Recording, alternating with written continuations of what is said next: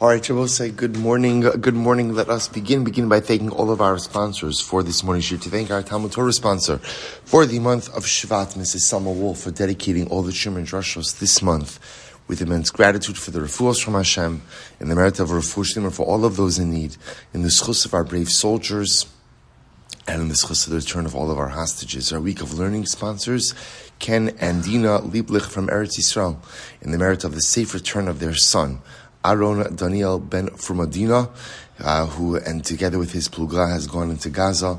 May he have incredible hatzlacha together with all of his soldiers, and may all of our soldiers in Meretz Hashem return to their families safely, b'shalom and b'karav.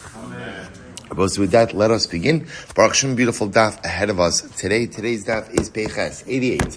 And we're actually picking up on Peiches. We are starting in Meretz Hashem, again, 3 lines down from the top, 88a. Ha'chovel be'eved kinani shalach irim chayiv. So just to give a bit of context, so the Mishnah had a statement, and the Mishnah said that if someone goes ahead and injures the Eved Kinani of another person, someone else is right, Reuven injures Shimon's Eved Kinani, so ultimately, again, Reuven is going to be chayiv in all the different categories of damages. Now, Rabbi Yehuda says that Eved Kinani doesn't have boshas. So he disagrees in one area. Eved Kinani doesn't have boshas. So says the Gemara, my time with Rabbi Yehuda. What's Rabbi Yehuda's logic? Why does Rabbi Yehuda say that an Eved Kinani doesn't have boshas? Amar Kra, very simple. The Gemara says, Ki yinatsu anoshim yachtov ish va'achiv. So by the way, just to understand, interestingly enough, the pasuk by Boshas is actually referring to a very specific situation of 2 people who are fighting. Pasuk says, Yinatsu anoshim yachtov ish va'achiv ve'karva ishes ha'echad lahatzilas ha'isham yad makeu, and the wife of one of the men involved in the altercation goes ahead and gets involved. And what does she do? And what does she do? She goes ahead and she grabs the assailant, right, in a place where he's very vulnerable, right, ultimately preventing him from hurting her husband. So that's the pasuk by Boshas. Now the idea over there is that she is responsible to pay humiliation, Boshas, to the attacker, because again, the threat, so to speak, could have been neutralized in a different way that did not go ahead and cause embarrassment. So that's the concept of boshas. So now we'll say what Rabbi Yehuda is picking up on is as follows. The lashon of the pasuk is kinatsu anoshim yachtov ish va'achiv. When 2 people will get into an altercation, a man, va'achiv, and his brother. Rabbi Yehuda says like this, b'mishi yesh la'achva. This refers to someone with whom you have brotherhood. In other words, that the din of Boshas only applies to someone with whom you have brotherhood. Yatsa eved she'in lo achva. This comes to exclude an eved. Ultimately, again, there is no brotherhood with an eved. Now, what does that mean? There's no brotherhood with an eved. If you look at Rashi says Yatsa eved she'in lo achva Am Yisroel she'in ba bekal. Remember, again, an eved is not permitted to marry into the general assembly. Well, an eved is not allowed to marry a Jew. So because an Eved is not allowed to marry a Jew, therefore by definition, he doesn't have that element of brotherhood with the rest of Klal Yisrael. And therefore, halacha l'maisa, again, Rabbi Yehuda dashins, he's not chayiv in boshas. Or I should say, what is not chayiv to pay him boshas? For Rabbanan say, achifu b'mitzos. The Rabbanan say, that's not true. Even an Eved Kinani is still, so to speak, included in the klal of brotherhood. How so? Because ultimately, again, Eved Kinani is chayiv in mitzvahs. Now, bear in mind, an Eved Kinani is chayiv in mitzvahs. Essentially, he's exempt from all time-bound commandments. But l'maisa, the Rabbanan will say there is an element of brotherhood. Ultimately, even with the Eved Kinani. So again, just so we narrow in over here, the Mishnah makes a statement. If you injure your friend's Eved, Reuven injures Shimon's Eved Kinani. So the Tanakama said, the Rabbanan said, that Reuven is chayiv in all 5 categories of damages. Rabbi Yehuda says you're chayiv in 4 out of the 5. Rabbi Yehuda exempts Reuven from boshas. It turns out, why does Rabbi Yehuda exempt Reuven from boshas of Shimon's Eved? Pasuk, ki yinatsu anoshim yachtov, ki yinatsu anoshim ish va'achiv. You're only chayiv in boshas with someone who is your brother. An Eved Kinani is not your brother.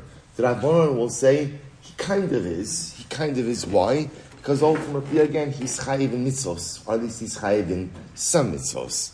V'Rabbanan, achiv mitzvos el me'ata, the Rabbi Yehuda zomame eved lo yarugo. So I'll say, so if that's the case, then maybe edim zomamin of an eved kinani, which means you're supposed to imagine the following scenario, right? Two witnesses show up and they claim that eved kinani killed Levi. Okay? Two other witnesses then come along and say, you could not have possibly have seen that. Imanu hayisem. You were with us, I don't know, whatever, at the game, right? You were with us at the game, right? Sorry, I know, too soon, right? You were with us at the game. Shabbos says, so now remember again, the halacha by Edim Zoman generally is, Vasisem lo kashar zomer, reciprocal punishment. So now watch this. So now the Gemara is going to say, oh, Rabbi Huda, you hold that an Eved is not included in the klal of Achiv. Right? An Eved's not your brother. If it's Eved, and now the pasuk by Edim Zomamin says, Vasisem lo kashar zomer lasos lo Achiv. So you're going to tell me now that Edim Zomamin wouldn't be responsible, ultimately, again, for false testimony given about an Eved Ivri.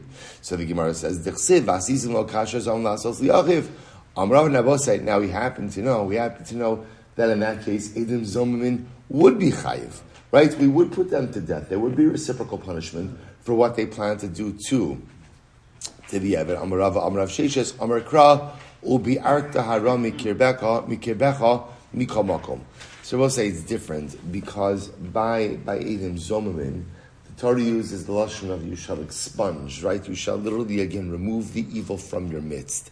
The idea being, I will say that Edim Zomamin represents such a fundamental like trespass, right? Such a fellows. The idea of giving false testimony about someone is so profoundly wrong. So the Gemara, that halacha l'maisa, whether the person you're testifying about is echav or not echav, it almost doesn't matter. Okay, so we'll say. So now, what's really very interesting about this is it's a core yisodistic machlokas as to whether or not Eved Kinani is included in the grouping or included in the category of Achiv, of your brother. Rabbi Yehuda clearly says no. The Rabbanon say yes. So now the Gemara says, okay. And let me add to the Rabbanon, Eved Yehei Kasher L'Malchus. Very interesting. So according to the Rabbanon who say that ultimately, again, Eved is included in Achiv, in your brother, so that an Eved Kinani should be kosher to go ahead and should be kosher to be the king. After all, again, what does the pasuk say? Som tasim alecha melech mikerev achecha. Right, go ahead, place a king upon you from the midst of your brethren. So again, according to the Rabbanon, Eved Kinani is Achiv. So we're going to say that Eved Kinani is fit to be king. Amri ulatamech tikshilecha ger l'divrei hakol. So we'll say, so the truth is, it's not just a question of Rabbi Yehuda. The truth is, it's a question of everybody. We'll say, a ger, a convert, should be eligible to be king, because the Maisa, supposed to remember again, everyone holds that what? That a ger is certainly Achiv. Right? Everyone agrees with that. That Allah might say, ger is certainly your brother. Ela Amarkra, Rabbi Rabbi says, so why is it that a ger and an Eved Kinani are both disqualified from being king? Ela Amarkra, Mikerev Achecha, Mimuvcha Sheba Achecha. Shabbos say, it doesn't just say Me'achecha, from your brothers, rather what does it say? Mikerev. Now how do you translate the word Mikerev Achecha? Mikerev Achecha almost means, from within your brethren. What does it mean from within? From again, mimuvcha shebachecha. So we'll say the king has to have a pedigree. Right? The king has to have a pedigree. Right? The king ultimately, again, has to have a zchus, and that would by definition disqualify an Eved Kinani as well as a ger. Alright, interesting. El Rabbanon, El Me'ata Rabbanon. Yeh Eved kasher le'edus. So it's according to the Rabbanon, ultimately again, so an Eved Kinani should be kasher for edus. Why? Dichsiv V'hine eid sheker ha'eid ana ba'achiv. So what's when the Torah speaks about false testimony, right? So ultimately it talks about, again, a person who testifies about his brother. So remember, again, according to the Rabbanon say that an Eved Kinani is called your brother. So the Ma'is and Eved Kinani should be fit for Eidus. Amar Ula, Eidos lo matzis amris. Ula says eidos is going to be different. Why? Asya eidos bekal v'chomer meisha. Because Rabbi say the truth is an eved is going to be disqualified from eidos based on a kal v'chomer to isha. What's the kal v'chomer? Uma isha shehiru uya lava bekal psula leeidos. So Rabbi say now a woman who is genealogically fit, right? A woman who is a complete Jew, a woman who is fit to marry anyone. Yet the halacha is she's not permitted to give eidos. She is permitted in certain areas, but other areas that she's not. So the Gemara says, Eved she'ena roi lava bakal, eno din shapasal eidos. So an Eved who is not fit to marry into the assembly, certainly he can't go ahead and give eidos. So we'll say, so that's the kal v'chomer. The Gemara says, 1 second. Mali isha shekin ena ru'uya lamila, tomar be'eved shu roi lamila. 1 second, the comparison might not be fair. Why? Because ultimately, again, a woman obviously is not fit for circumcision. But yet, again, an Eved is. So we see the point the Gemara is making over here is that an Eved may actually have certain milas, right? He may have certain milas. Well, right, different fundamental differences to which the Gemara says, Katan yochiach. Well, we can prove it's a katan. Why? Because a katan, sheyesh no b'mila, upasal eidos. A katan ultimately, again, obviously is subject to bris milah, but is possible from eidos. Mala katan she'enu b'mitzvos, but yet a katan isn't chayiv in mitzvos. Tomar be'eved shehu b'mitzvos. Ultimately, again, an eved is shaykh in mitzvos. Isha tochiach, so a woman will prove this point. She yeshna b'mitzvos, she's also obligated in mitzvos. Yet upsula le'idos, and ultimately, again, possible for eidos. So we'll say. So remember, essentially, here's what happened. We tried to bring a kal v'chomer. The Gemara wanted to ask that based on the fact that the Rabbanan hold that an Eved is considered to be achiv, then lamaisa, so I'm sorry. So since the Eved is considered to be achiv, so therefore an Eved should be fit for eidos as well. To which the Gemara answers, no, according to the Rabbanan, an Eved is going to be exempt from not exempt, it's going to be disqualified from eidos. Why? Based on a kal v'chomer to isha.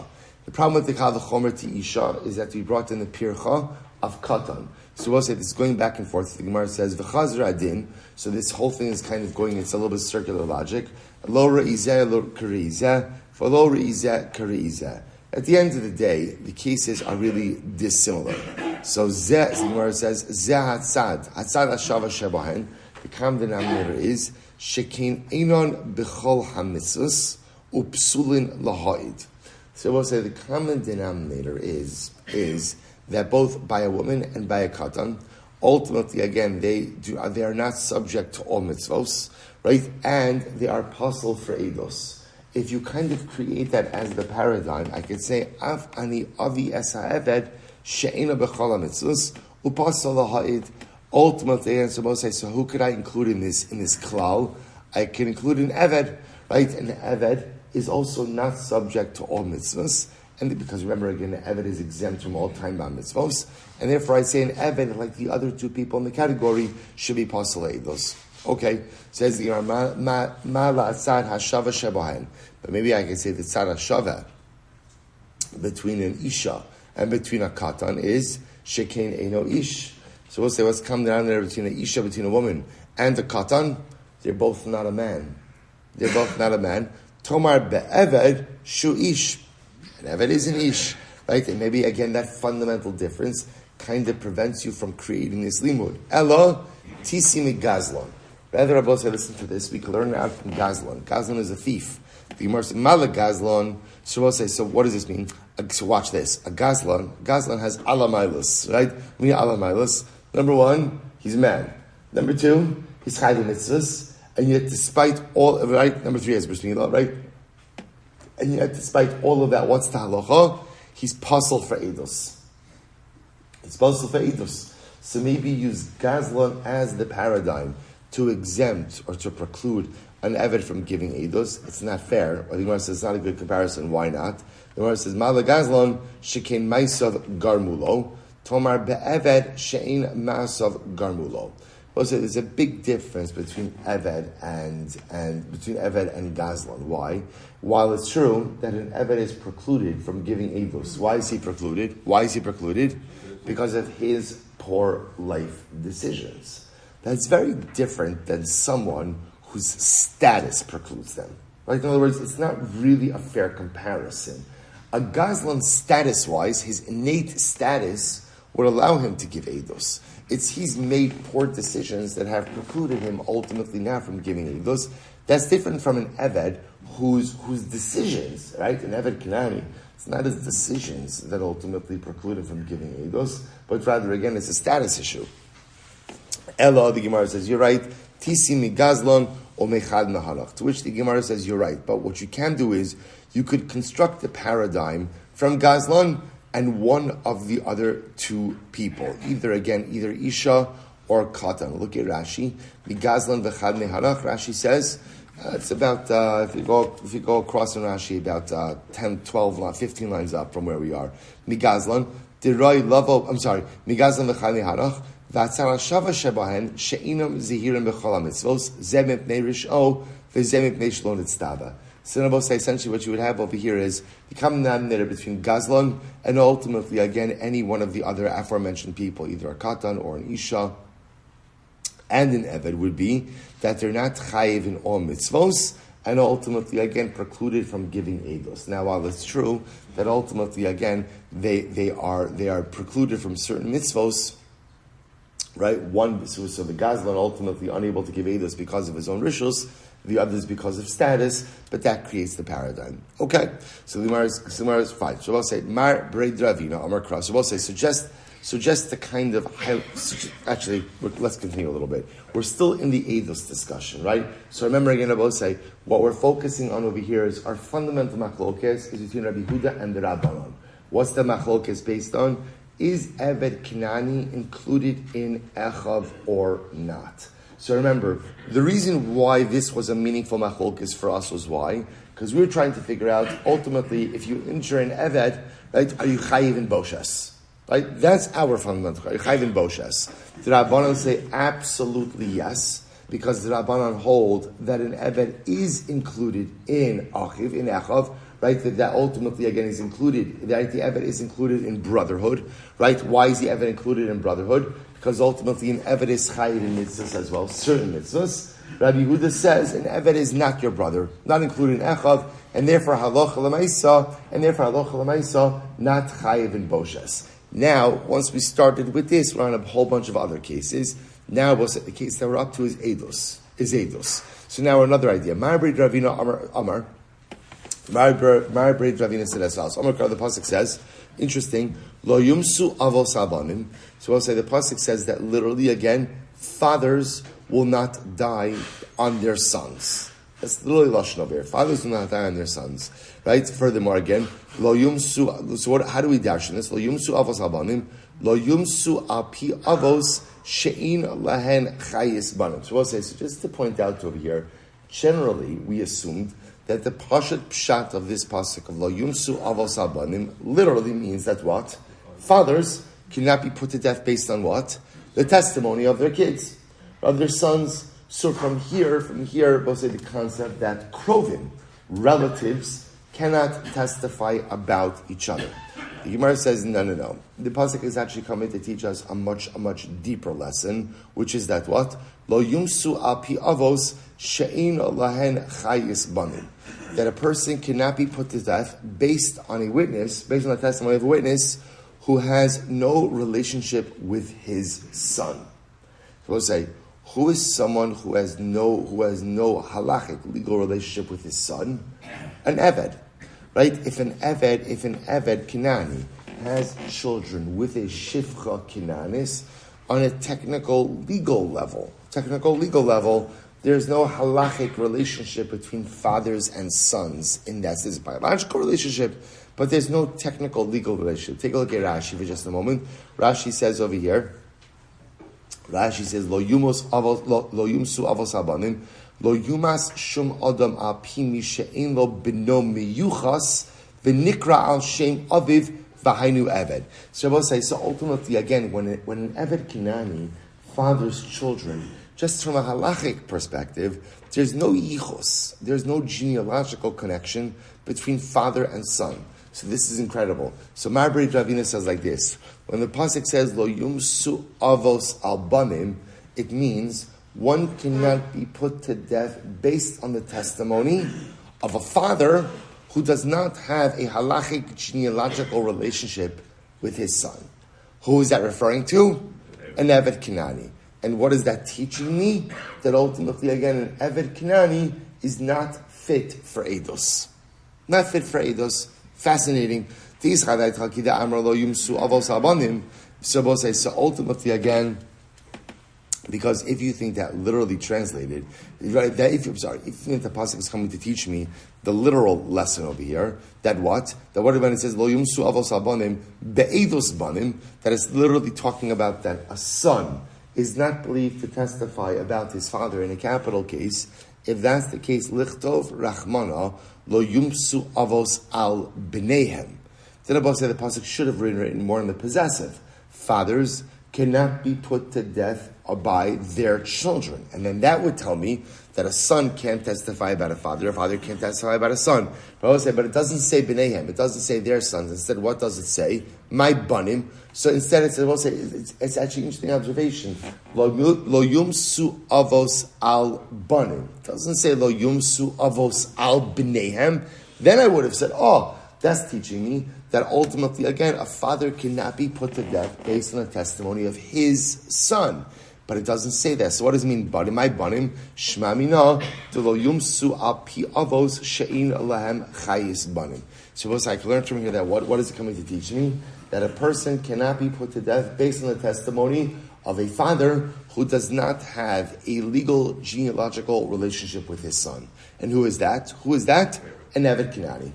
Eved Kanani, Alameata, ubanim lo yumsu al avos. So Rabbi says, so what about the second part of the pasuk, right? The second part of the pasuk says, and sons, ubanim, should not be put to death based on fathers. Hachanami de lo yumsu al pi banim she'in lehem chayis avos. So maybe that's going to teach me that a person can't be put to death based on who? Based on a son who doesn't have a genealogical relationship with his father.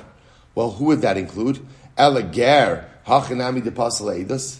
So what's he telling me now that a convert can't give testimony, right? Because after all, again, a convert is an example of someone who doesn't have a legal genealogical relationship with his father.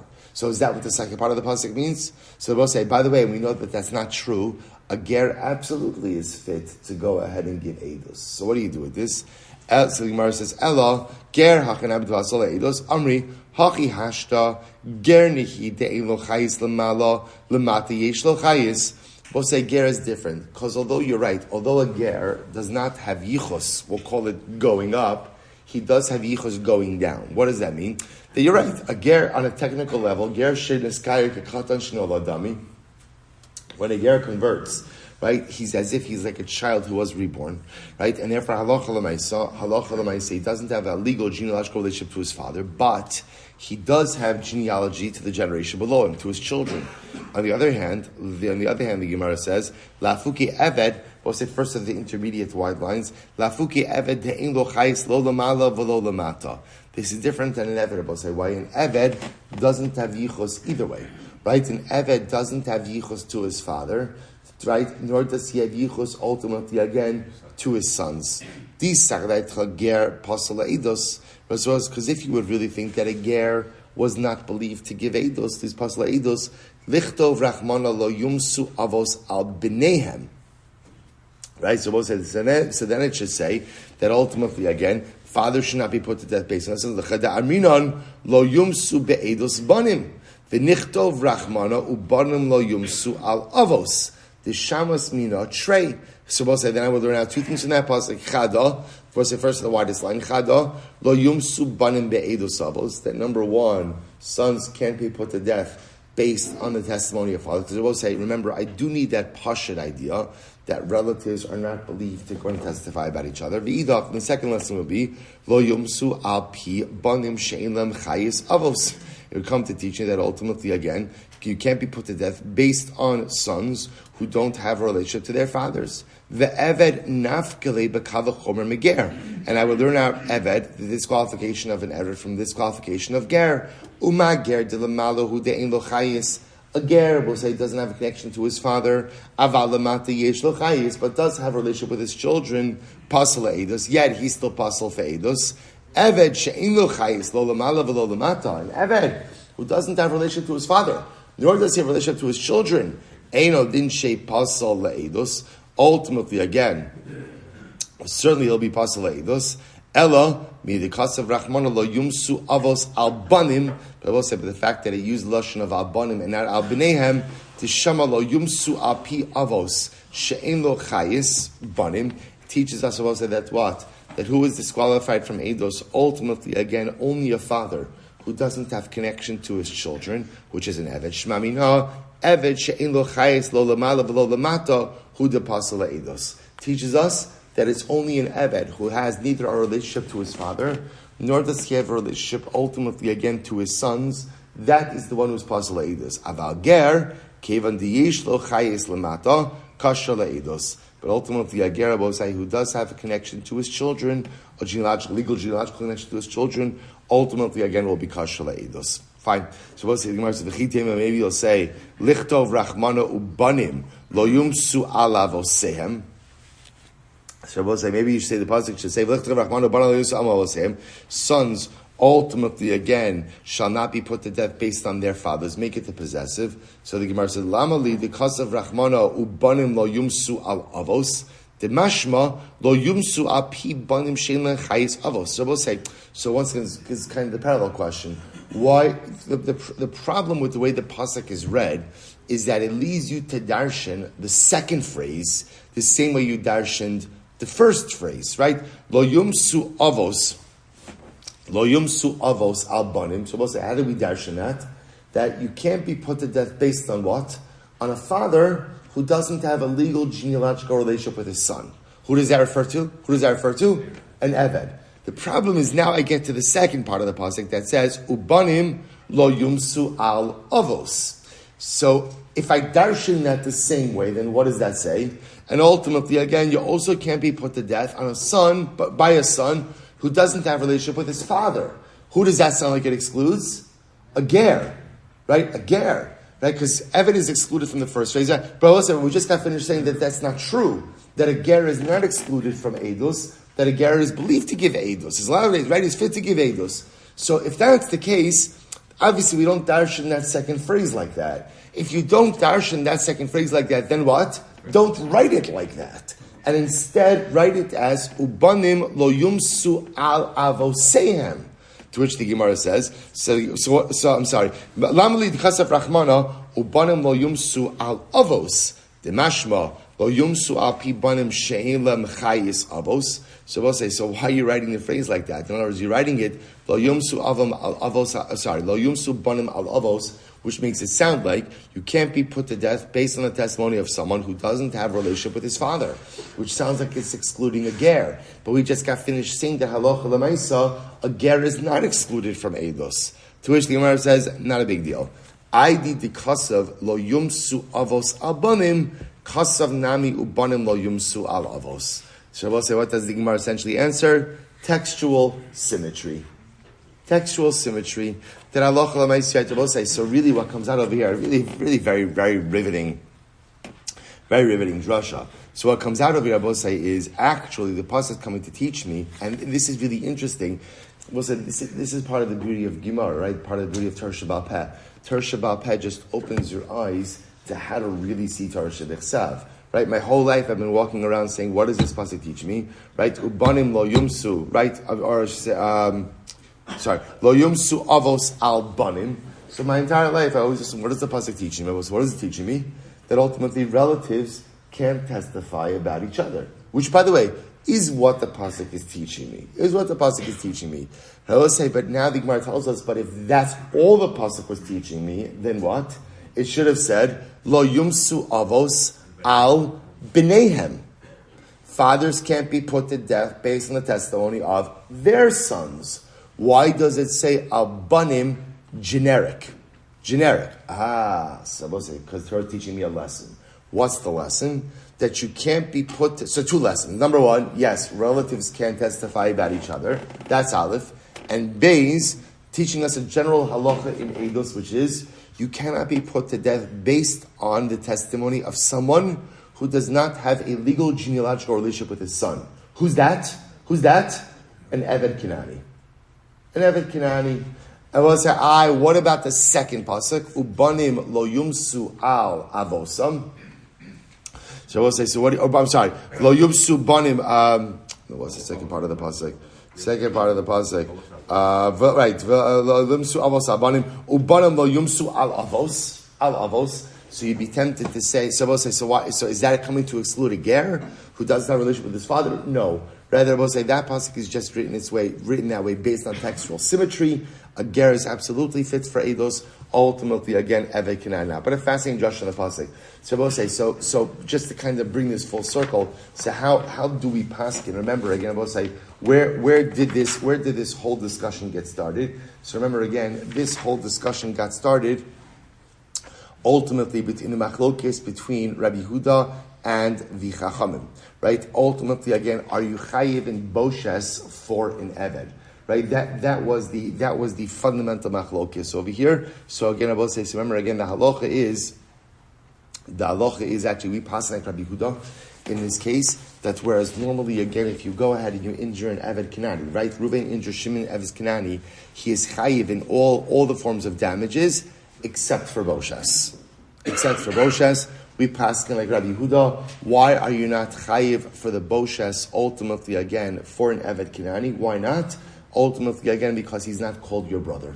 It's a technical legal issue, right? He's not included in the klal of achiv, and therefore Allah say exempted from boshes. Quite fascinating. Good. I'll just say something interesting. Also, really striking. The fundamental interesting. The eved. What's unique about the eved? The Eved has no connection to his father or to his sons, right? There's no genealogy up or down. So, I think there's a tremendous Musar Haskell on this also if you think about it, which is that sometimes when a person is an Eved to his taivas, right? A person is a slave to his wants, to his desires, to his passions. Life becomes all about satisfying those urges, those lusts, those wants. When you live a life like that, you cannot forge relationships with anyone because you're so fundamentally self-absorbed with indulging your own wants and desires that life becomes all about you.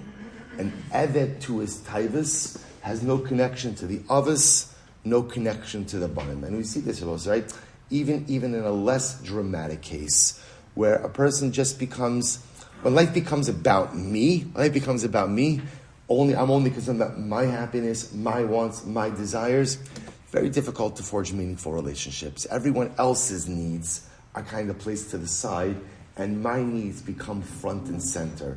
When we live a life like that, intentionally or unintentionally, we unfortunately damage or prevent from occurring all of the relationships around us. Profound Musar Haskell.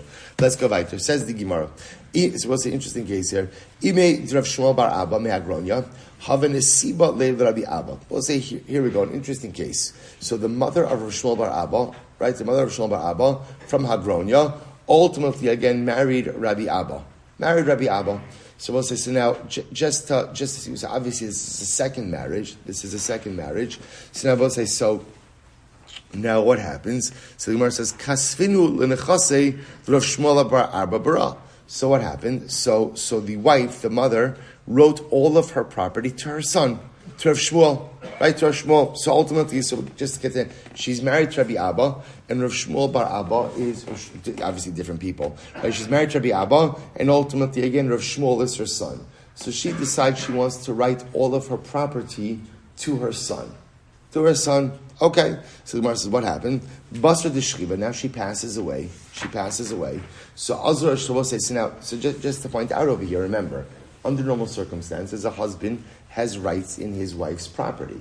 So remember again, now what's ended up happening over here? So now she went ahead and she gave that property to her son during her husband's lifetime. Okay, so I will say, so now what happened? Now she died. So Azra Shmuel bar Abba, Kamed Rabbi Yirmiyah bar Abba, Ukme ben Chasei. So Shmuel bar Abba. So we'll say it's interesting. Actually, it's actually really quite beautiful here. If you look at what happened, the Rabbi say is no one took any legal action during her lifetime, which is really interesting to note, right? So the mother gave the property to her kid. So the husband didn't do anything, and the son didn't do anything either. Right? Again, I don't know why they didn't do anything, right? This whole thing only comes up after she dies. But it could also be like a very beautiful exercise in Shalom Bayis. Rabbi says sometimes the way you need to keep a family together is how? Don't get into monetary disputes. Right? Whatever it is, leave it for now. So now after she dies, obviously you have to figure out kind of who owns the property. So ultimately, again, Shmuel bar Abba, the son, went before Rabbi Yirmiyah bar Abba, Ukmei bin Chasei, and Rabbi Abba Paskin, the son of Shmuel, is the owner of the property. In other words, the mother's conveyance to her son was a proper conveyance. Azul Rabbi Abba, so Rabbi Abba the husband, right, or now the widower, right, so he heard about this ruling as well. Amr l'milsa kamed Rabbi Oshia. So he told over to Rabbi Oshia what had happened. Okay, so as Rabbi Oshia, Amri kamed Rabbi Yehuda, Rabbi Oshia went and conveyed the ruling over to Rabbi Yehuda that the property conveyance to the son was a recognized act. So I said for Rabbi Yehuda, Amr le, Hachi Amr Shmuel. So Rabbi Yehuda said, here's a problem. What did Shmuel say? Ha'isha shemachra b'nichse mulug b'chaye baila umesa. If a woman sold off her nichse mulug during her husband's lifetime, and then she died, she predeceases the husband, ha'ba motzi mi'ad al-kuchos. The husband has the right to go and extract the nichse. The husband who inherits his wife has the ability to be motzi the nichse mulug from the purchasers. So I will say, essentially, what is Shmuel saying? Shmuel saying is like this. A wife doesn't really have the right to sell off nichse mulug during the lifetime of her husband. Because after all, again, as much as she retains title, usage belongs to the husband. And therefore, if she sold nichse mulug during her husband's lifetime, and then predeceases her husband, the husband has the right to go ahead and after her death, extract the nichse mulug from the purchasers. So we'll say, which sounds like what? In this case over here, where the mother of Rav Shmuel gave him essentially her property, which was nichse mulug, during her lifetime, she now predeceased her husband. The husband, Rabbi Abba, should really have the right to extract the property. So machlokes, we'll say. Machlokes, so you have the son of Shmuel going before Rabbi Yirmiyah. Rabbi Yirmiyah said to the son, the property is yours. And now Shmuel saying that halacha l'maisa, the property really belongs to the widower, to Rabbi Abba. To which the Gemara says as follows. So good. Amru kamed Rabbi Yirmiyah. So it's interesting, right? So the ruling of Shmuel made its way back to Rabbi Yirmiyah bar Abba. So what happened? Amar lahu, ana masnisa yedana. Okay, Shmuel's an Amora. It's very nice. Shmuel, thank you for your opinion. But I happen to know a Mishnah that supports my ruling. What's the Mishnah that supports my ruling? This nan. Well, it's a very interesting case here. Hakosev nechasav libno la'acher moso. Well, so listen to this interesting case. So let's say you have a father, Yaakov. Yaakov has a son, Reuven. So what does Yaakov do? Yaakov goes ahead and essentially writes his property over to his son for after his death. And I was saying, now remember again, you can't give a matana after death, right? It doesn't work. Once you're dead, you can't convey any property. So what's the nature of this gift? So actually take a quick look at Rashi. It's actually Rashi's second line from the top. The achar moso mehayom ula achar moso shaguf kanoi leben mehayom ela sha'av ochel aperos ad yom moso. So say Rashi points out, here's actually how this gift is happening. So Yaakov says to his son Reuven, this property is hereby yours, mehayom ula'achar mosi, from today and after my death. So we'll say, what is he effectively giving him? He's giving him a retroactive gift, right? But the retroactivity clause is only triggered when? Upon the death of the father. So we'll say, so now, how does a gift like this work? So essentially the way it works is as follows. Then as long as the father is alive, so essentially at that moment that he made the gift, he's effectively conferring or conveying title to his son. Right? So Yaakov is giving title to Reuven, but usage remains with the father. Right? So the father has the right to peiros, right? Father Yaakov, it doesn't sound right? Father Yaakov, he ultimately, again, he has usage, he has peros, but son Ruvain is the titular owner, right? He technically has title, but the whole mechanism, obviously, is only triggered upon the death of Father Yaakov. Okay? So I'll say, so now, interestingly enough, you know where this is going, what's going to be the shaila? What rights does everyone kind of have in the property while Father Yaakov is alive? So watch this. So the Gemara says, Habein eino yochel limkar mipnei shur b'shosav. So we'll say, while Father Yaakov is alive, Ruvain, son, doesn't have the ability to sell the property, right? Even though remember, who has title?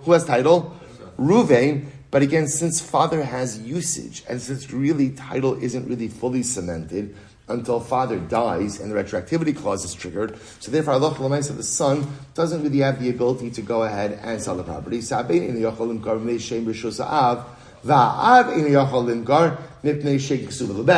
the father doesn't have the ability to sell it either. Why not? Because technically he wrote over his property to his son. So it's one of these interesting ideas. So I'll say, so again, as long as everyone is content that Father Yaakov is going to use the property, right, and son Ruvain is going to have title, Shalom Yisroel. But interestingly enough, neither of them have the legal right to sell the property. Okay, so let's say now watch this. This is where it gets excited. Machar ha'av. So let's say the father did sell it. Father Yaakov, after he makes this gift to his son, he goes in and he sells the property. So what's the halacha? Mechurim ad sheyamos. So we'll say the halacha is actually Father Yaakov, it works, the sale works. When does Father Yaakov's sale work until? When does it work until? Until he dies. So in other words, essentially, he could offer up like a timed sale. In other words, because what is he effectively selling during his lifetime? What is he selling? Peros. He's selling peros. You could do that. Right? He has the rights to peros. See, he's effectively selling his peros. He could do that as long as the seller understands that right or that purchase is really only effective until Father Yaakov dies. Once Father Yaakov dies, retroactivity clause is triggered. Property now becomes fully the property of son Ruvain. So the Gemara says, so let's say son Ruvain decides to go ahead and sell the property. So what's this interesting? If son Ruvain sells, then what? Purchaser really has nothing, right? Purchaser has nothing until when? Until Father Yaakov dies. That's right? Because we also remember again, Ruvain, what's the only thing that Ruvain owns currently? What's something he owns? Title. But he doesn't really have cemented title, right? Because cemented title only occurs when Father Yaakov dies, and then the retroactivity clause is triggered. So as I say, interesting. So again, both could technically sell, but Ruvain's son's sale is not really going to become meaningful until the time that father dies. And ultimately, again, Father Yaakov's sale is meaningful for Peros, but only until the time of his death. Incredible. Now, listen, I watch this, but what do we see from here?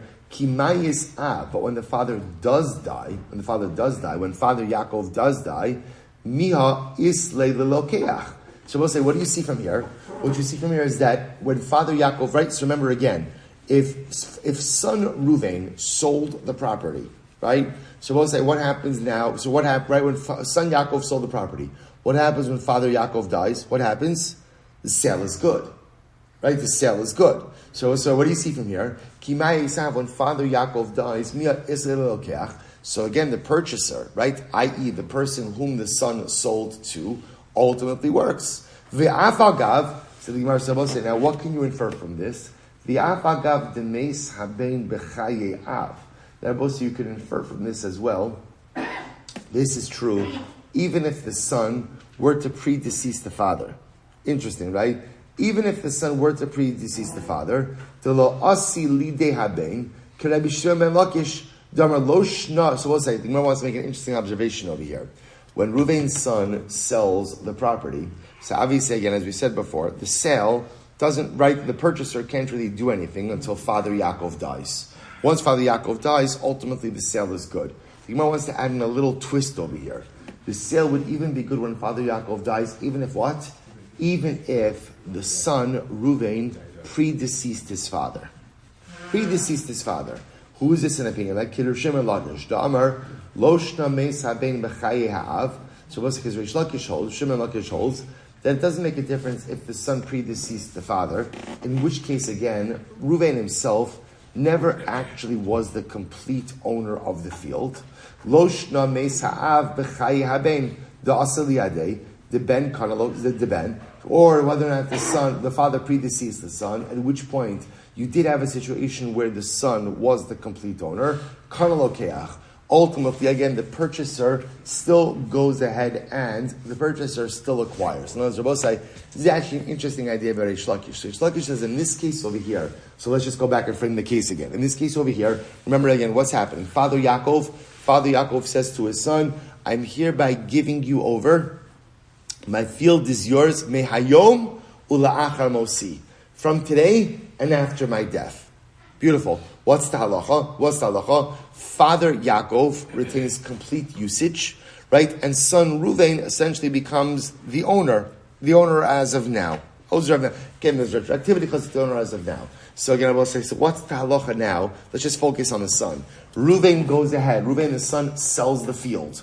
What is the halachic impact or the legal impact of the sale? Does the sale work? It does, but it's delayed. In other words, the transaction works, but the transaction can't go into effect. Now, when does the transaction go into effect? When Father Yaakov dies, ultimately, again, the field is sold. Beautiful. Now, I will say, the extra piece that the Gemara is adding in over here is, when is that so? Reish Lakish is saying, that's true whether or not whether or not Yaakov died before Ruvain, the father predeceased the son, or the son predeceased the father. Interesting. Doesn't make a difference. The novelty in that is you might have thought it only works if the father predeceases the son, because this way, again, the son now became the complete owner, then the transaction works. But maybe if the son predeceased the father, where the son never really had complete ownership over it, maybe it doesn't transfer to the purchaser. Kamash Malan, it does. Kamash Malan, that even if the son predeceases the father, ultimately, again, still the purchase, right? The lokeach, the purchaser who bought it from the son, will still be the true owner of the property after the father dies. Incredible. The itmar, because they'll say, so watch this case. And we'll loop this back to our previous case in tomorrow's daf. If the son sells property while the father was alive, and then the son predeceased the father. Suppose this is our case. What's the halacha? Rabbi Yochanan says the purchaser does not acquire the property. Why? Because the purchaser cannot go ahead and acquire the property unless, of course, what? The son, who is the seller, first acquires the property. Reish Lakish is not true. Halacha l'maisa, the son doesn't have to go ahead and fully acquire it. Rather, the sale is good as soon as the father dies. Rabbi Yochanan says that the purchaser never acquires it. Why? So ki katani masnisin machar haben lo kana lokeach at shiamos ha'av. Because we want to say ultimately again, when we said before in the Mishnah that if the son sells the property, that the purchaser acquires it upon the death of the father, the chimayes ha'av este lelokeach de lo meis haben b'chaye ha'av the asili de haben. Rabbi Yochanan will say, because what's the case? The case is where the father predeceased the son. That way, when they're supposed to say, because the legal progression or the transaction progression is like this: father dies, property becomes then what? Complete property of the son, and from the son it transfers over to the purchaser. So the Gemara says, "Aval meis haben b'chaye ha'av." But if the son predeceases the father, so the property never became the property of the son. Then ultimately, when the father dies, the purchaser has no right. So we'll say this is the position ultimately of Rabbi Yochanan. When the son sells the property, in this case that we're talking about over here, the only way it ultimately passes through to the purchaser is if what? Is if it first lands in the possession of the son. Then it could go from the son ultimately again to the purchaser. Alma, Shabbos Rabbi Yochanan hold, Kasavar, Kinyan Peiros ke Kinyan Aguf Dami. Ultimately, because Rabbi Yochanan holds that Kinyan Peiros, he who has usage, is considered to be the true owner. Therefore, I will say, even though Father Yaakov gave over this field to Reuven doesn't own it. Yaakov owns it. And therefore, in order for the transaction that Reuven entered into to work, Yaakov dies, it has to go to Reuven, now it becomes Reuven, then Reuven can pass it through to the Lokeach. But if Reuven predeceases his father, that means Reuven never really owned the property. So the Gemara says, therefore, V'chi Zovin lav didei Zovin. Therefore, ultimately, again, when Reuven, the son, sold the property, at the end of the day, Reuven was not selling his own property. Rabbi Shimon Lakish Amar, Kana Lokeach. So, all right, boss, we'll stop over here for it to answer. Really started at 50. Okay, I don't know why I started a little later. Good. We'll say we're going to continue this tomorrow. This is really, boss, I want to point out, this is an absolutely riveting machlokes. So we'll continue again in how it plays out in Hilchos Yerusha in general. And then Amirat Hashem, we're going to loop it back, remember again, to the case of the mother of Rav Shmuel Bar Abba, and how she went ahead and gave away Nichse Milok to her son. To be continued tomorrow, we'll say, Shkoyach.